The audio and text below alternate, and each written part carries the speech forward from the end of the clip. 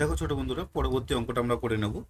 এখানে এক ব্যক্তি তার বেতনের 5% কর দেওয়ার পর বাকি টাকার 95% খরচ করেন এবং তার হাতে সঞ্চয় থাকে এত টাকা। তাহলে মোট তার বেতন কত ছিল সেটা আমাদের বের করতে হবে। দেখো, অঙ্ক সোজা, কিন্তু ক্যালকুলেশনটা একটু অন্যরকম আসে। না হলে আর কি দেবে বলো, ক্যালকুলেশনের মাধ্যমেই তোমাদেরকে উত্তর বের করতে, মানে সময়টা আর কি বাড়াবে ওরা, চেষ্টা করে।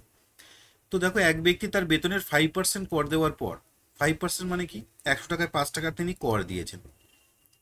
তাহলে তার হাতে ছিল কত, 95 টাকা, তাই না? এই 95 টাকার মধ্যে বাকি টাকার 95% খরচ করেন। তারপরে আমরা জানি তার 95% যদি খরচ করেন, তাহলে 5% তিনি সঞ্চয় করেন। 95% অর্থাৎ 100-র মধ্যে 95 টাকা খরচ, তাহলে আর 5% বাকি আছে, সেটা তিনি সেভিংস করেন। তাহলে এর যদি 5% বের করি, তাহলে কত টাকা উনি সেভিংস করেন সেটা পেয়ে যাব। তাহলে এখানে আমরা বলতে পারি 5×5 = 25, হাতে 2, 5×9 = 45, 2 × 47। আর যেহেতু 100-র পেছনে দুটো শূন্য, পেছন দিক থেকে দুটোর পরে দশমিক বসিয়ে দাও। তাহলে 4.75 এত ইউনিট কিন্তু সে সেভিংস করে। তাহলে এত ইউনিট সমান সমান কত টাকা ইন্ডিকেট করছে আমাকে? এই 114 টাকা, তাই না? আমাকে 1 ইউনিট সমান সমান কত সেটা বের করে নিতে হবে। 1 ইউনিট সমান সমান বের করে নেবো।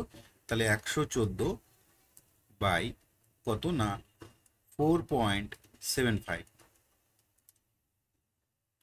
পয়েন্টটাই নিচের পয়েন্ট তুলবো, তুললে কি উপরে 1 আর দুটো সংখ্যা থাকলে দুটো 0 দেবো।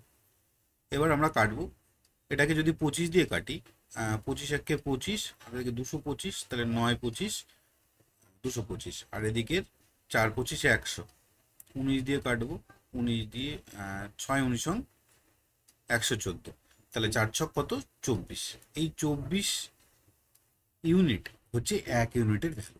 এবার আমাকে বের করতে কি বলেছে? যা বের করতে বলুক এবার তার সাথে গুণ করে দেবো, উত্তর বেরিয়ে যাবে। তো টোটাল ইউনিট বের করতে বলেছে, তার টোটাল গুণ করে দেবো।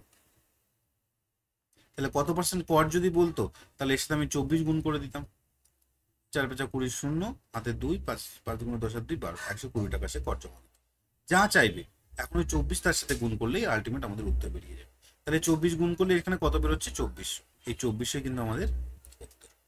আশা করি তোমরা বুঝতে পেরেছো।